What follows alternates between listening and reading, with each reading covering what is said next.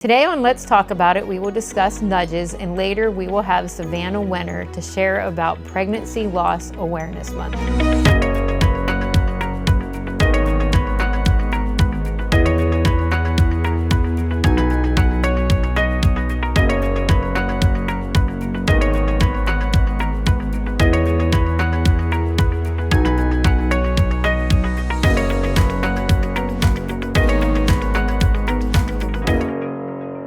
Have you ever wondered where exactly you belong in this world, felt a little displaced? It's sometimes a very lonely place to be, and yet sometimes it's a safe place to be at the same time. I often wish to be a part of something, yet I don't necessarily want to leave the little cocoon that I've managed to build for myself. I mean, my cocoon is safe, nobody to hurt my feelings, nobody to disagree. It's just me. Yeah, life is a little complicated, or maybe my mind all in of itself is complicated, but either way, emotions can run high when you expose yourself and your life to others.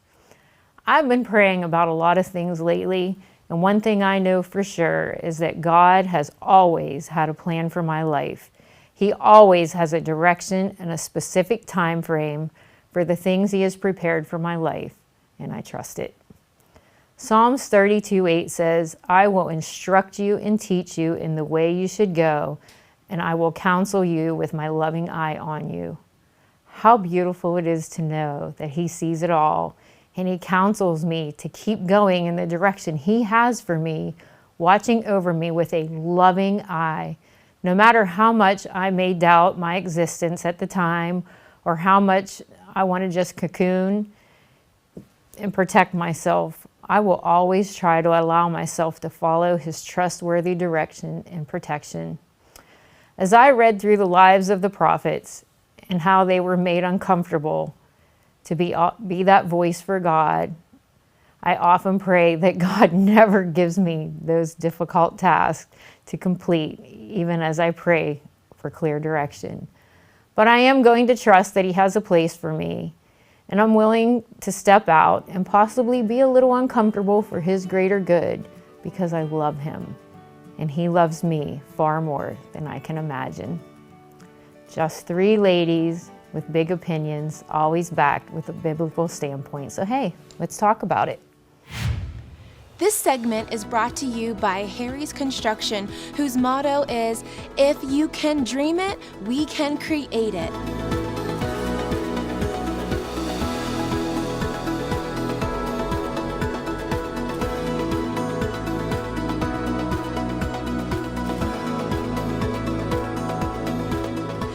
They are the kitchen and bath design experts, so call Harry's Construction for all your remodeling needs. For generations, Dick's Home Care has been providing the best equipment and service for patient care at home. Breathe easier with oxygen from Dick's Home Care. Oxygen concentrators give you a continuous oxygen supply at home. Oxygen cylinders supply oxygen without power. And portable oxygen frees you to go. Dick's Home Care technicians will set your oxygen up and make sure you know how to use it. Call the leader in home medical equipment, Dick's Home Care. Welcome back to Let's Talk About It. Today our discussion is going to be about nudges, those little spiritual prickings that you get, and really the grand question is, do you listen or do you not? Sometimes for me, I'm not always confident that I'm feeling the nudge right. Or where it's coming from. Yeah. Where it's coming from. I'm learning. Whether it's me just wanting to do something or whether God is actually moving me to do something. Yes. Yeah. I feel like the more I stay in tune, the more I read and I learn His character, the nudges become clear. I'm pretty confident that it's Him because I know His character much better now. I think that's part of it. But even still, I had an incident. And okay, so we have these questions. We know ahead of time what we're going to be talking about. And I dropped some food off to somebody's house because they had COVID. Or no, they didn't have COVID yet. They had pneumonia. They didn't get COVID until later, but I was trying to help out. So I dropped off some stuff. And I looked at the person, and they had this really wet cough, and they just didn't look well. And I was like, oh man. And I left. Well, right before I left, I thought, there it was. You need to pray for him. You need to pray for him. I'm not going to get into the multitude of reasons of why I didn't do it, because I had reasons. But even as I walked out the door, it was on my, it was a burden on me to do it. And as I'm walking down the steps, I'm reconciling and I'm saying, well, you don't want to go back in there and do it. And you rationalize why you don't do it. I rationalized why I didn't do it. And I thought, you can still pray for him. You just don't need to do it there. Well, the person ended up getting COVID like 2 days later. And it was your fault. Well, no, it's not my fault. And God didn't give him COVID because I didn't pray. That's exactly right. Not what that was. That was not what that was. But I should have. Yeah. And I rationalized it away. Yeah. Yep. One thing that I'm trying to do more is, even if I'm not 100% sure if it's God nudging or just a feeling that I'm having, if it's not a bad thing, do it. do it. Yes. What does What are it you hurt? gonna hurt? Right. So that's what I've been trying to do more of, like, well, what does it hurt to do that?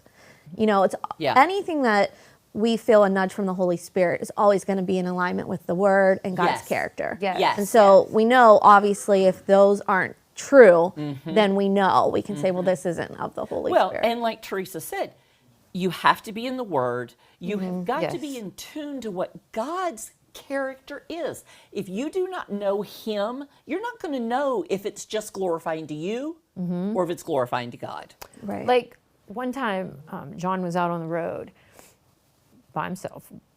He calls me up. He says, I need you to do me a favor. And I'm like, okay. He says, he's driving down the road and he gets this, you need to send your sister a check for X amount of money.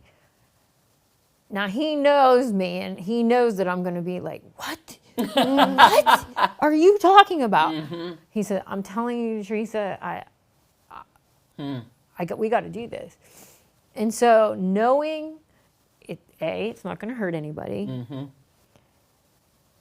God will make it all good. Like I'm thinking, I don't even know if I have that kind of money, but okay, and it's not every day that John calls and tells me to send his family money. Right. It's not every. That's right. It's Right. not That's every right. day. Right. So I put it in a card, and I wrote in the card, I said, do not thank me for this. Thank your brother. God told him to do this, and he was obedient. So you thank your brother. Well, a few days later, we get this phone call, and John's sister she is just crying. She goes, you have no idea. She said, I needed new tires for my car, and I had no idea how I was going to afford to get those tires. And she says, and that money bought new tires for my car. And when it comes to financial things, the money one, if it's a weird number, Yes. do it. That's because exactly then right. it's even that much cooler when the person's like, that's exactly Yes. the number Yeah. I need. So you may think, well, why 65? Yeah. Or what, because that's the exact amount that person needs, and it will bring more faith to the situation. That's right. So listen and be obedient, even if it is a weird number, a strange thing. And the other thing that made it hard for me was at that time, that family member, I don't even know that we were even speaking. It was a little rough between us. So it was a test for John and myself. It really was. But John really is the hero because he. And sometimes, like you just said, it's a test sometimes. Sometimes God just wants to see, will they be obedient? Yes. It might not have meant anything to that That's person, right. and you may never know. That's right. But God just wants to see, okay, I'm asking them to do something that's a little out of their comfort zone, a little strange to them, but will they be obedient and do it?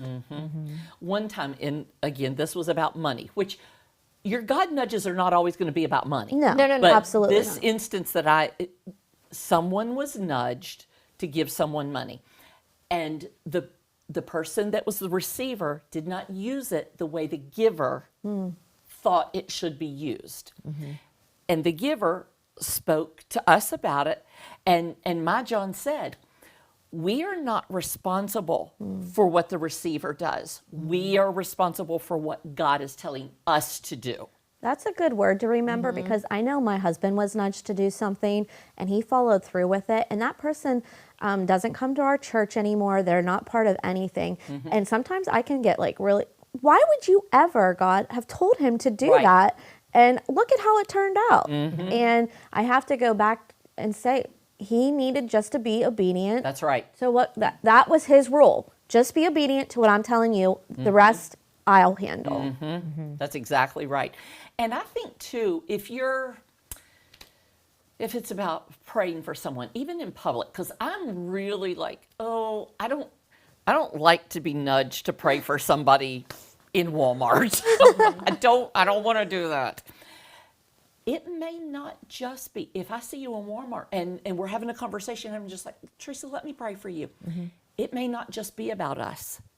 It could be about somebody who sees us. Right. Right. Absolutely.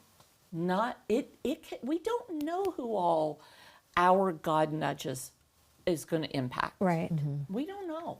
And do you feel like, this is me at least, when I get a nudge for something, it's like, it will not stop until I follow through. Yes. And if I don't follow through and the opportunity has come and gone, man, I feel so awful. Yeah. Oh, the guilt is so terrible. that's just for me. I don't know how you guys feel, but it's just like it. I cannot shrug it off until I do it or till I've been disobedient. That's right. That's right. Yeah. I mean, I've felt nudges raising 2 boys. You might want to check on this because I mean, and I've Yeah. Oh yeah. Like nothing would have ever made me think that I needed to check on anybody. Yeah. And it's like, you might want to check. Right, because she's right. It's not always money. It's sometimes, hey, I need you to turn here. That's right. Yeah.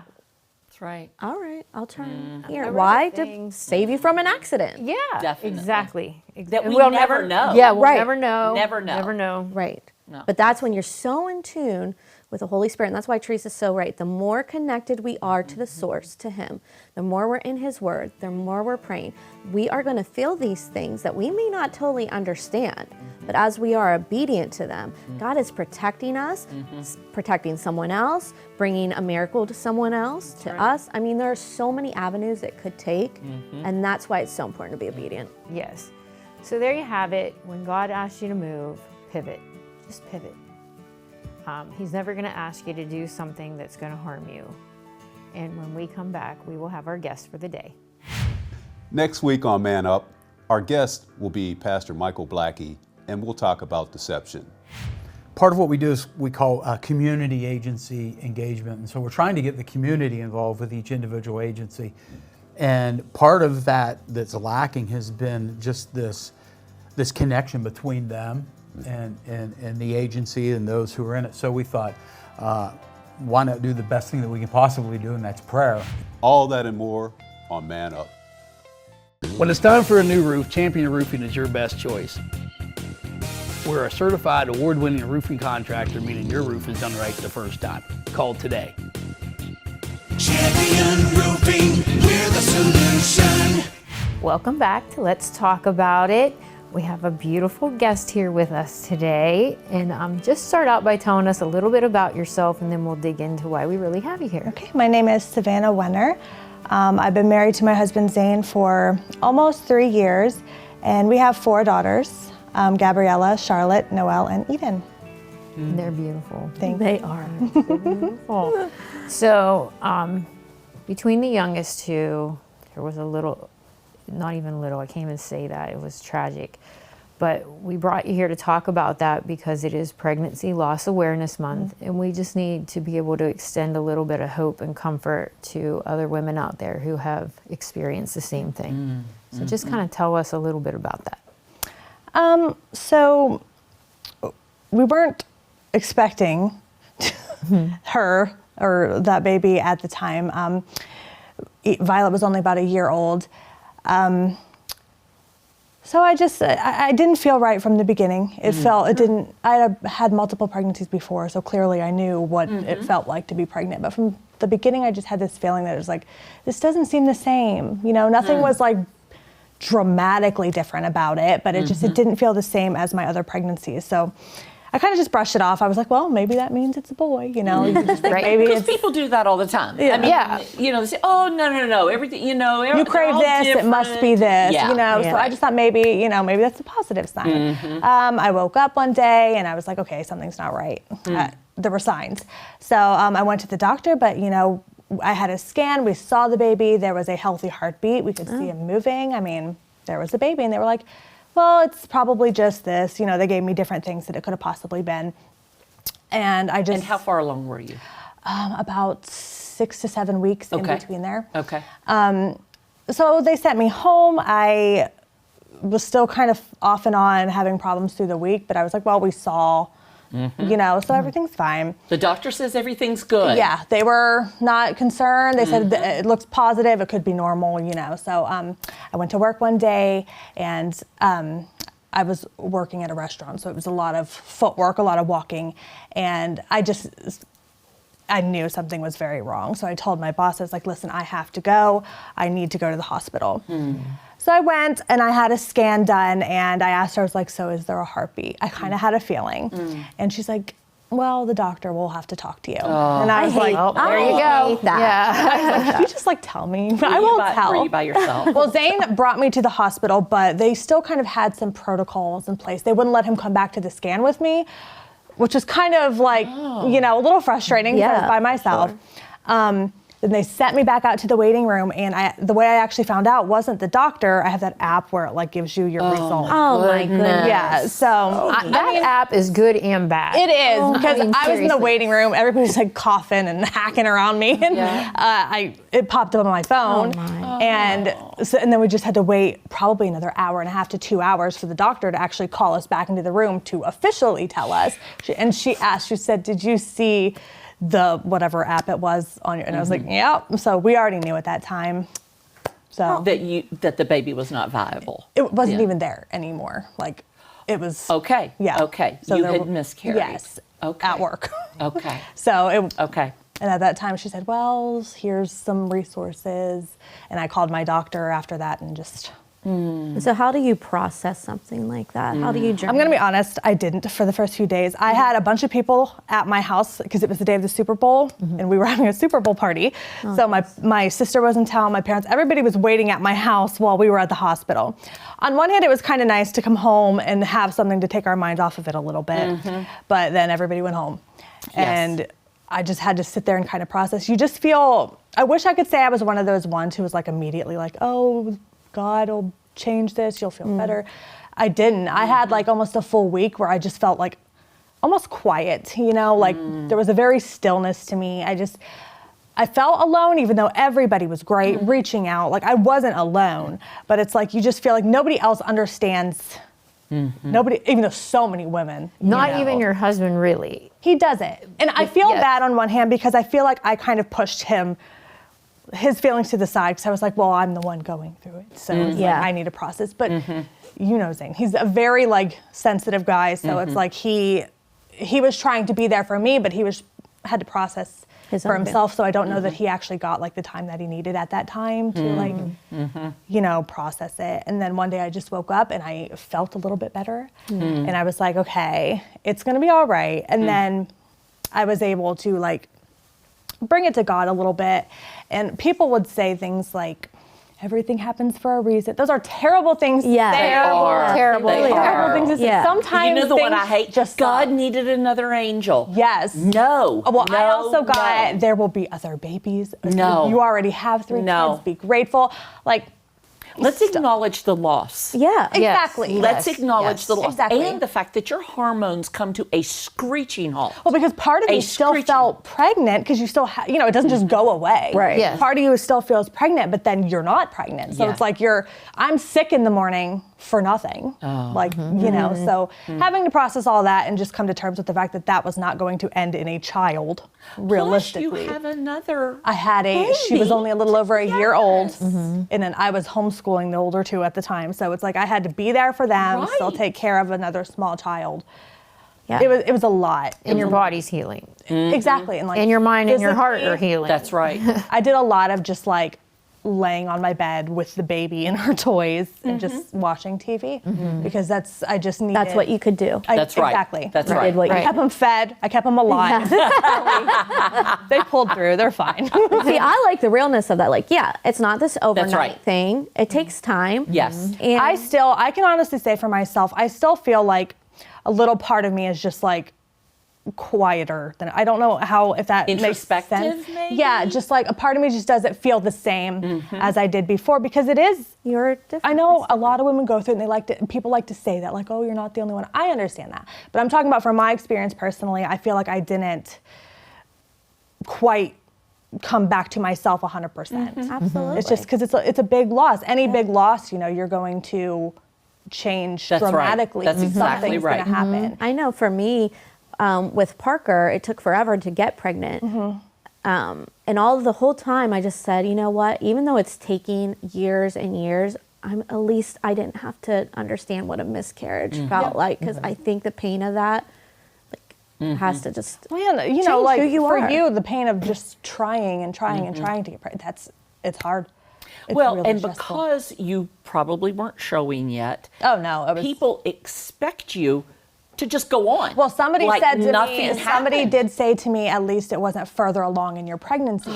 And it's like, it doesn't become more of a person to me. still your Yes, child. because That's right. Yes. Your child. I'm sure that probably would be a different kind of traumatic, of course. Yeah. But Yeah, but you still. cannot negate the loss that you went through because somebody else experienced Exactly, it differently. exactly. You have to say, yes, I lost a child. And there was a lot of like residual anxiety afterwards because I got pregnant again very quickly. I think it was a month and a half or so after Okay. I got pregnant with Eden. Oh. So that pregnancy was very anxiety ridden. Yes. Every ache, pain, and pregnancy hurts regardless, but every ache or pain or illness, I was like, is something wrong? My doctors probably hated me. But I was like, is something wrong? I need to be checked. They were great about calming me, easing my fears, bringing me in and like checking me if I needed to. But it really caused a lot of like what I feel like is long-term anxiety over those kinds of things. Absolutely. I just appreciate too you telling our viewers, like, these are things we don't want to say. These are things that It's do true. not help you. I do think a lot of Yes. people don't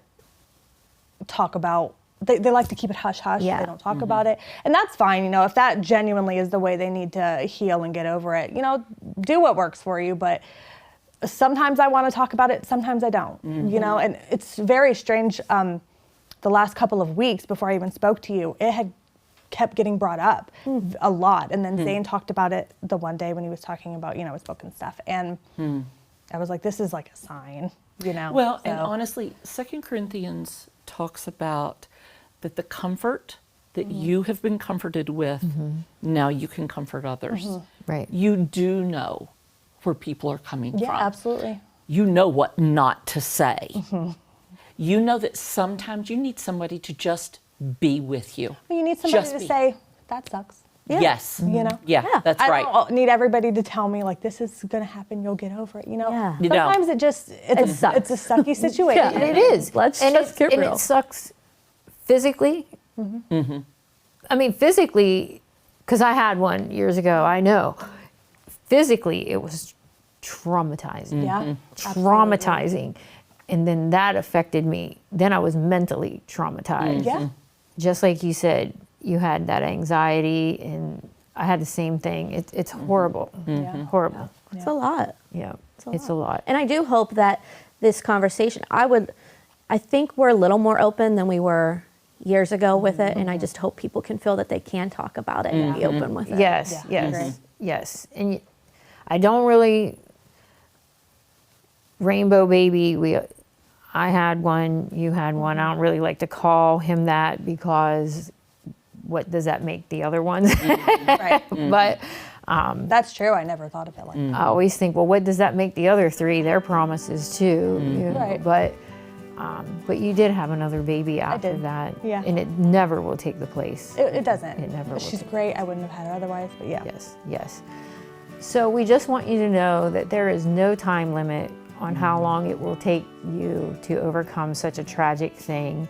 And we want you to know that there are people out there that have went through the same thing and people out there to help you and to hear you out And I just don't want you to be hard on yourself and to rush yourself into trying to overcome something because everybody tells you you need to. You take your time. And God, He will comfort you and He will be with you and He will walk you wherever you need to go with that journey. And when we come back, we will have your tip for the day. This week on Let's Talk About It, we're going to talk about the fear of other people's opinions. And our guest will be Micah Marshall. So when we look at it, Gen Alpha, which is the youngest generation, we're talking 12 and under, and we're talking about Gen Z, we're talking about 12 and over. So you'll have anything from a preteen to a mid-teen to a young adult that we're talking about with Gen Z. So that whole time frame is what we're there. Because you can look it up and Google will tell you one thing, you can ask Siri, she's gonna tell you nothing. That and more on Let's Talk About It.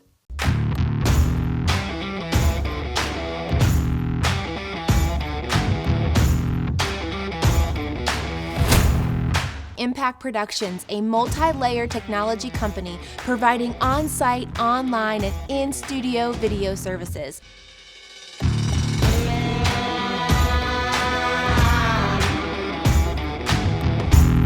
Contact Impact Productions to capture your story. Okay, so funny story. I got up this morning to record knowing that I needed a tip for the day, and I had nothing. And I walked up to the refrigerator, get out my coffee creamer, I opened the door, and there was my tip for the day right in front of my eyes. So I just want to share this with you. We eat a lot of produce, and most of the time our strawberries go bad before we ever get them down. But a friend had told me, crazy, put your strawberries in a jar with a lid and they'll last longer. It's true. I don't know why. Scientifically, I cannot tell you why this works, but it works. They will last longer and you'll throw less of them away. So it's just, even a mason jar will work. The next thing is this salad spinner. I had an abundance of lettuce in my garden over the last summer. I couldn't keep up with it and I didn't know what to do to keep it from going bad. And I bought this salad spinner and I'm telling you, it's crazy. So I put it in here. I cut up my lettuce, put it in here, wash it, let it drain, stick it back down in the bowl, spin it. It spins all the moisture off. And then I drain the water out of the bottom, put the lid on. This lettuce in here has been in here for a week. It is crispy as anything. Now, it's turning a little bit, but it is crispy and it's been in there for a week. So, my daughter gave me this thing because she never used it. If she finds out how good it is, she'll probably want it back. But I advise you to get one of these. Your lettuce will last and last and last. So there's my 2 tips for the day on how to at least get 2 things in your refrigerator to last a little longer. And until next week, we'll see you again on Let's Talk About It.